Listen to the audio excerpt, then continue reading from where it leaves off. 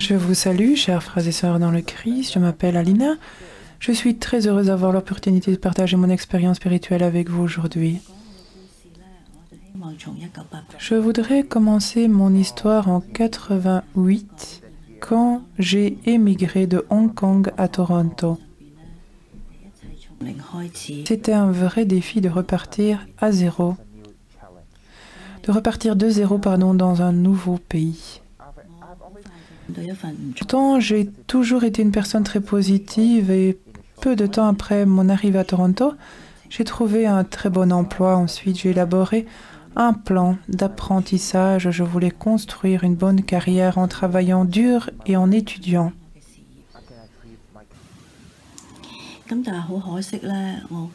J'ai travaillé très dur pour atteindre cet objectif,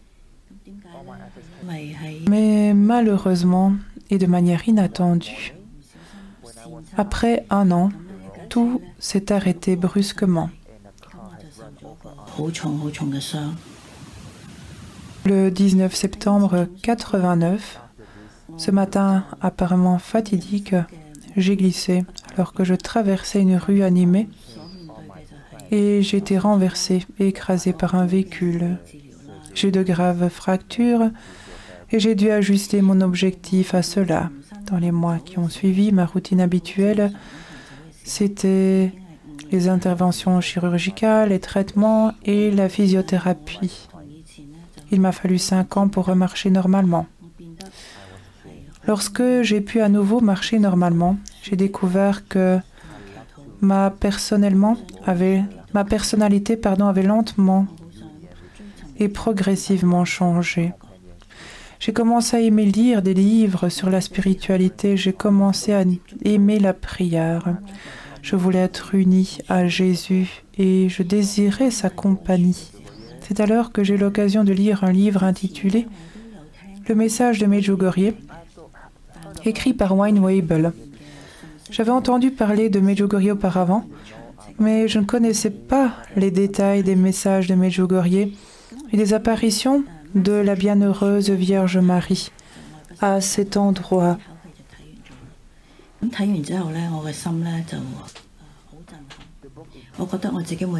J'ai dévoré ce livre avec beaucoup d'enthousiasme. Ce livre et moi, nous étions inséparables pendant des jours. Le contenu du livre m'a enchantée.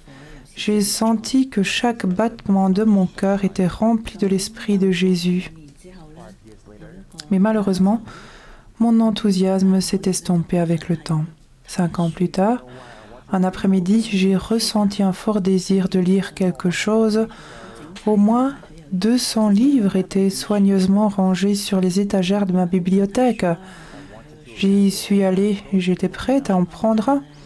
Parmi des centaines de livres, mon regard s'est posé sur le livre « Message de Medjugorje ». J'ai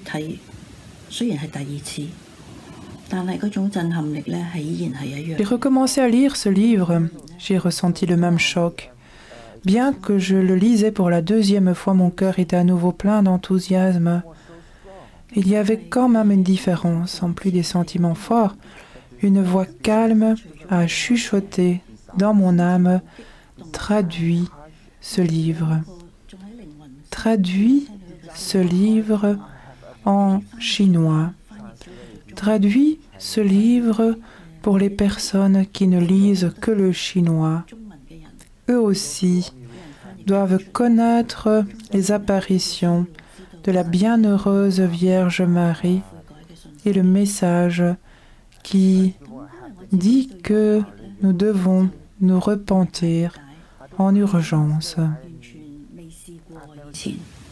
Je ne connaissais pas grand-chose à la traduction et je n'avais pas fait de traduction auparavant. J'ai donc résisté et j'essayais de ne pas trop y penser. Pourtant, cette voix calme et cette invitation à traduire ce livre sont restées dans mon esprit. À cause de cela, j'ai commencé à souffrir d'insomnie.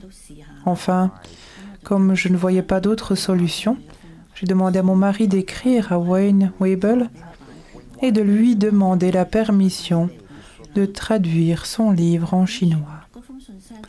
Peu de temps après l'envoi de la lettre, j'ai ressenti un profond regret. Dans la prière, j'ai demandé au Seigneur, je ne suis pas sûre de pouvoir traduire ce livre. Est-ce ta volonté que je traduise ce livre? J'ai même négocié avec lui. Si tu veux que je traduise ce livre, s'il te plaît, donne-moi un signe. Puisque je suis lente à comprendre, donne-moi un signe suffisamment clair pour que je comprenne que c'est ta volonté. En attendant un signe du ciel, j'ai reçu une lettre d'un prêtre de Hong Kong avec la biographie de mon ancien père spirituel auprès de qui j'ai appris ma foi alors que j'étais encore à Hong Kong. Le prêtre qui m'a envoyé la lettre a écrit cette biographie en anglais et m'a demandé si je pouvais la traduire en chinois.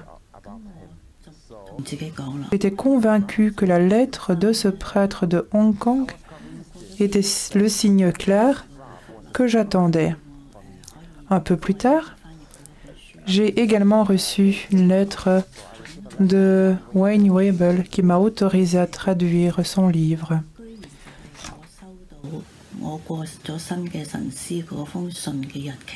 Les deux lettres sont arrivées le même jour.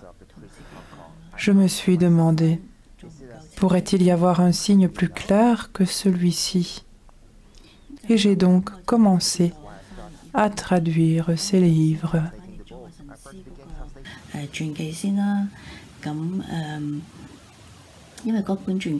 J'ai commencé par la biographie. Le texte n'était pas très long.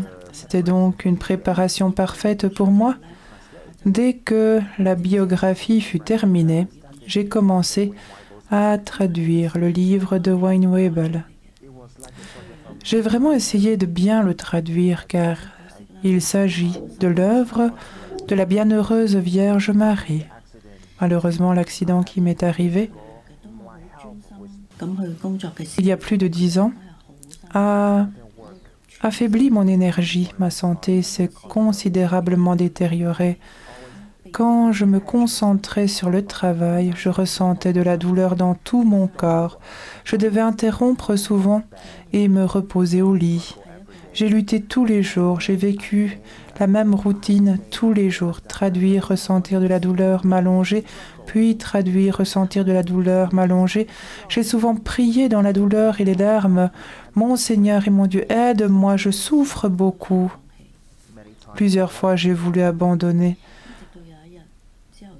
Un matin, lorsque j'ai allumé l'ordinateur, j'ai vu une belle image de la Vierge de Medjugorje sur le moniteur. Elle était non seulement incroyablement belle, mais elle évoquait en moi un sentiment agréable. Cette image ne m'a pas distrait au point de cesser de penser à abandonner la traduction. Quelques jours plus tard, mon mari est entré dans mon bureau. J'ai montré le moniteur et demandé « Où as-tu trouvé cette belle image pour notre ordinateur ?» Il a répondu avec méfiance « Quoi? Non, ce n'est pas moi. Je pensais que tu l'avais téléchargée. » La réponse m'a choquée. J'ai pensé « Ce n'est pas lui, ce n'est pas moi. Alors d'où vient cette image de Marie? Qui l'a téléchargée sur notre ordinateur ?» J'ai appelé des amis qui connaissaient bien les ordinateurs. Tout le monde a dit que c'était impossible. Enfin, une amie m'a dit qu'elle avait une amie experte en informatique. Et selon cette amie, mon ordinateur était infecté par un virus. Quel merveilleux virus, pensais-je.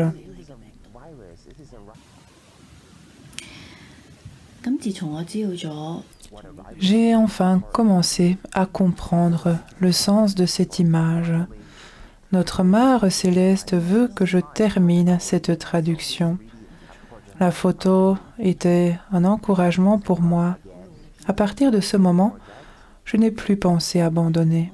J'ai continué la traduction et j'ai appris à relâcher la pression dans ma prière. Je suis restée près de notre Mère Céleste. Plus je ressentais de douleur, plus je m'approchais d'elle. Les idées vagues qui me trottaient dans l'esprit se sont lentement éclaircies. Et ce fut pour moi une précieuse leçon de vie.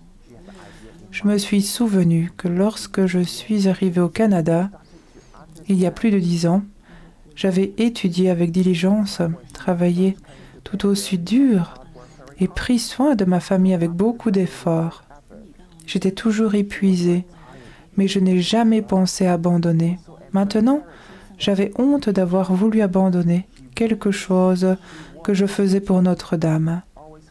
Je pensais que j'étais comme une plante dans un pot, que je ne m'épanouissais pas parce que le sol était stérile. Alors Dieu m'a retiré de ce pot et m'a mis dans un nouveau pot avec un sol fertile. Dans ce nouveau pot, j'ai redécouvert Dieu et je l'ai rencontré d'une nouvelle manière. Ma première priorité sur ce terrain fertile est devenue la quête de Dieu. J'ai découvert que lorsque je le cherchais activement, il était loin de moi, introuvable. Alors j'ai essayé de me calmer. Je n'ai plus demandé quoi que ce soit, pas même le Seigneur. C'est alors que j'ai réalisé que le Seigneur parle à mon âme quand je m'y attends le moins. Parfois, il parlait beaucoup, parfois quelques mots, et parfois juste un mot. J'ai senti que ses paroles étaient les plus fortes quand il disait juste quelques mots qui pouvaient rester plus longtemps dans mon esprit. J'ai toujours essayé de m'approcher du Seigneur en priant le chapelet. Il arrive que je ne prie pas les 5 dizaines, car après quelques « Je vous salue Marie », mon esprit glisse dans une zone de silence complet où il n'y a pas de pensée. À ce moment-là, je permets au Seigneur de contrôler mon esprit et je suis prête à le suivre partout où il veut me conduire. Pour finir, je voudrais ajouter que la traduction chinoise du message de Medjugorje a été achevée au milieu de l'année 2000. Grâce à une aide amicale, la version chinoise de ce livre a été publiée en juin 2001. En juin, Notre-Dame est apparue pour la première fois à Medjugorje. La version chinoise de ce livre était donc un cadeau pour la célébration de l'anniversaire des apparitions à Medjugorje et aussi mon cadeau filial à notre mère.